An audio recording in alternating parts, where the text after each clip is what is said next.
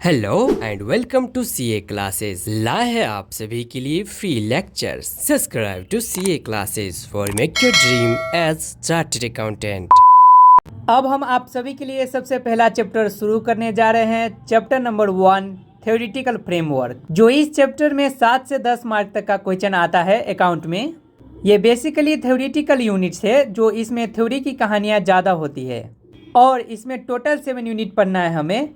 तो आज हम शुरू करने जा रहे हैं यूनिट्स 1, जो है meaning and scope of accounting.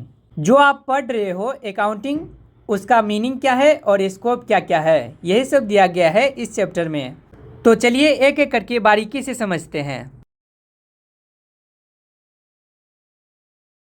इसके अंदर क्या क्या है, तो इसके अंदर है after studying this unit you will be available to. इस यूनिट को पढ़ने के बाद आप क्या क्या करने का सक्षम हो जाएंगे, जानते हैं। तो फिर meaning and significance of accounting, accounting का अर्थ और अकाउंटिंग का महत्वपूर्ण क्या है, ये जानेंगे। उसके बाद है मीनिंग ऑफ बुक कीपिंग, बही खाता क्या है, and distinction of accounting with book keeping, accounting और बही खाते में क्या क्या अंतर है।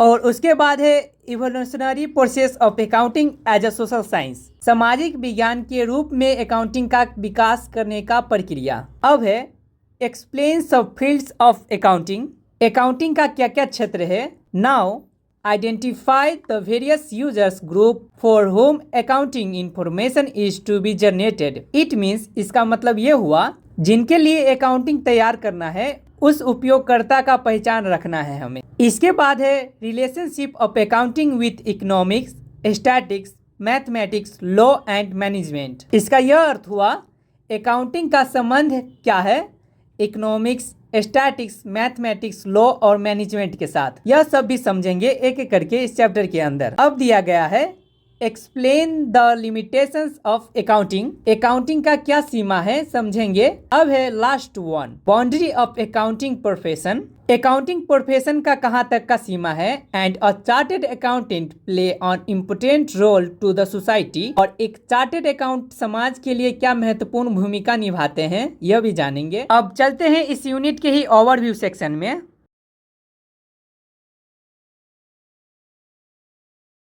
ओवरव्यू सेक्शन में दिया गया है सबसे पहला प्रोसीड्यूसर ऑफ अकाउंटिंग, अकाउंटिंग का प्रक्रिया। ये दरअसल 2 प्रकार के प्रक्रिया है अकाउंटिंग बनाने के लिए। पहला है जनरेटिंग फाइनेंशियल इंफॉर्मेशन, फाइनेंशियल जानकारी उत्पादन करना, और दूसरा है using the financial information, financial जानकारी का उपयोग करना। एक है फाइनेंशियल जानकारी उत्पादन जनरेटिंग करना, और एक है फाइनेंशियल जानकारी का कैसे उपयोग करना। जनरेटिंग फाइनेंशियल इंफॉर्मेशन का 3 प्रकार है, रिकॉर्डिंग, क्लासीफाइंग, समराइजिंग। से ही यूजिंग फाइनेंशियल इंफॉर्मेशन का भी 3 प्रकार है, एनालाइजिंग, इंटरप्रेटिंग एंड कम्युनिकेटिंग। यह सभी क्या है आगे जानेंगे एक एक करके। पहले यहाँ जानते हैं नीचे और क्या क्या है। अब है आइडेंटिफिकेशन ऑफ ट्रांजैक्शन, ये क्या है दरअसल लेन देन का पहचान करना। यह भी आपका 3 टाइप्स का है। पहला है इनपुट, दूसरा है अकाउंटिंग साइकिल, और तीसरा है आउटपुट।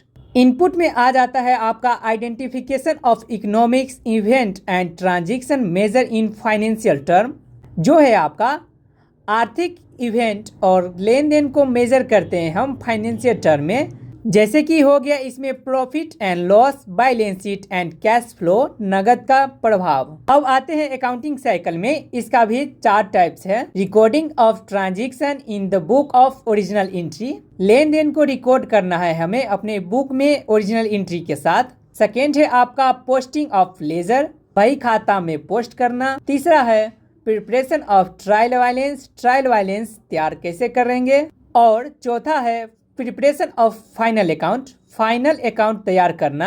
अब चलते हैं आउटपुट में। आउटपुट का सिर्फ एक ही टाइप है, कम्युनिकेटिंग इंफॉर्मेशन टू यूजर्स, उपयोगकर्ता का इंफॉर्मेशन संदेश करना। कम्युनिकेटिंग यूजर्स के भी अंदर टाइप्स हैं। पहला है इंटरनल यूजर्स और दूसरा है एक्सटर्नल यूजर्स। इंटरनल यूजर्स के अंदर आ जाता है हमारा कंपनीज का board of directors, partners, managers, officers. और एक्सटर्नल यूजर्स में आ जाता है कंपनी के बाहर के उपयोगकर्ता, जो है आपका investors, lenders, suppliers, government agencies, customers. अब चलते हैं यूनिट के 1.1 नंबर में, जो है इंट्रोडक्शन। इसका समराइज्ड वे में पढ़ेंगे हम, सिर्फ मेन वर्ड्स। इंट्रोडक्शन में है, everyone engaged in economic activities like earning salaries or running business which can benefit individual or serves the public through transaction and event। इसका यह है कि हर कोई आर्थिक गतिविधियों में शामिल है, जैसे कि सैलरी लेना, व्यवसाय चलाना, जिससे व्यक्तियों को लाभ हो सकता है। यह ट्रांजैक्शन एंड इवेंट लेन देन और योजना के माध्यम से जनता की सेवा होना। अब जानते हैं कि ट्रांजैक्शन और इवेंट का अर्थ क्या होता है। Transaction is used to mean a business performance of an act on agreement. लेन देन का अर्थ है एक व्यवसाय किसी कार्य का निर्देशन एक समझौता से करती है। अब है event. Event is used to mean a happening as a sequence of transaction as a result। Event का अर्थ है लेन देन को परिणाम स्वरूप होने वाली घटना का परिमाण देना। An individual invest 2 lakhs for running a stationery business। एक व्यक्ति स्टेशनरी का व्यवसाय चलाने के लिए 2 लाख का निवेश करता है। 1 January he purchased good of 1,15,000 and sell for 1,47,000 during the month of January। जनवरी को वो 1,15,000 का माल खरीदता है और जनवरी के ही महीने में 1,47,000 में बेचता है। अब है he pays shop rent for the month 5,000 and find the still he has good worth 15,000 in hand। वो महीने के 5,000 दुकान का किराया देता है और पता है कि उसके पास अभी भी 15,000 का माल है। The individual performance on economics activity he carries on a few transaction and encounters with some events. व्यक्ति एक गतिविधि करता है, वो कुछ लेन देन करता है और कुछ घटना इवेंट्स सामना भी करता है, यानी कि वो कुछ ट्रांजेक्शन और इवेंट भी करता है। Is it not logical that he will want to know the result of his activity. क्या यह तरीका संकेत नहीं है कि वो अपने गतिविधि का परिणाम जानना चाहेगा। चलिए देखते हैं क्या क्या दिया गया है। We see that the individual who runs stationery business earns a surplus of 40,000। हम देखते हैं कि स्टेशनरी व्यवसाय चलाने वाला व्यक्ति अधिशेष अज्ञात करता है या नहीं।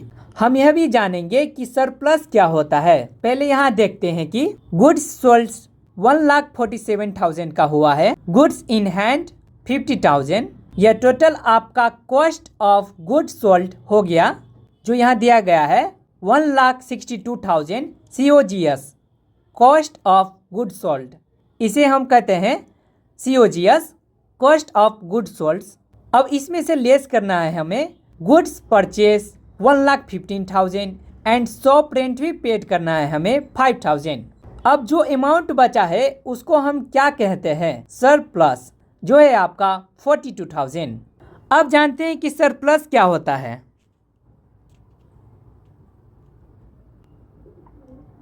मीनिंग ऑफ सरप्लस, सरप्लस का मतलब क्या होता है। एक्सेस स्टॉक जो होता है उसे ही हम सरप्लस स्टॉक कहते हैं। सरप्लस स्टॉक जो होता है दोस्तों, वो होता है एक्सेस स्टॉक। बहुत सारा बड़ा बड़ा कंपनी में जरूरत से ज़्यादा ही माल बन जाता है एक्सिस में, उसे ही हम एक्सिस स्टॉक कहते हैं। सरप्लस स्टॉक अपने तरीका में एक्स्ट्रा माल भी कह सकते हैं हम। अब चलते हैं थ्योरी समराइज्ड वे में।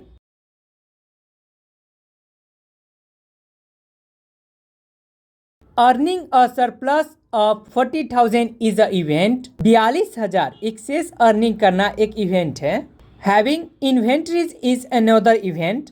इन्वेंट्रीज भंडार रखना भी एक इवेंट है। Well buying and selling goods, investing money and paying rent are transaction. खरीद करना, बेचना, इन्वेस्ट करना, पेमेंट करना, ये सभी ट्रांजेक्शन में आ जाता है। एग्जाम्पल में है, A municipal corporation received 5 lakh grant for adult education, spent 250 lakh on literacy kits, paid 200 lakh to tutors। tutors वो होता है यानी कि teachers, and has 50 lakhs left. These are also transaction and event. एक नगर निगम को adult education के लिए 500 लाख अनुदान मिला है, 250 लाख खर्च किया लाइब्रेरी किट पे और 200 लाख खर्च किया टीचर्स के सैलरी पे और 50 लाख बच गया है। इस सभी को भी हम ट्रांजैक्शन और इवेंट कहते हैं। The central government collects tax, pays salaries and invest in development. Central government tax collect करता है सैलरीज पे करने के लिए और डेवलपमेंट में इन्वेस्ट करने के लिए। अब है a surplus occurs when received exceed expense well। जब प्राप्ति रिसिप्ट खर्च एक्सपेंस से अधिक हो तो उसे हम अधिशेष सरप्लस कहते हैं। इसका मतलब है कि आपके पास खर्च को पूरा करने के बाद भी कुछ पैसा बच जाता है। जब खर्च एक्सपेंस प्राप्ति रिसीव से अधिक हो तो इसे हम घटना डेफिसिट कहते हैं।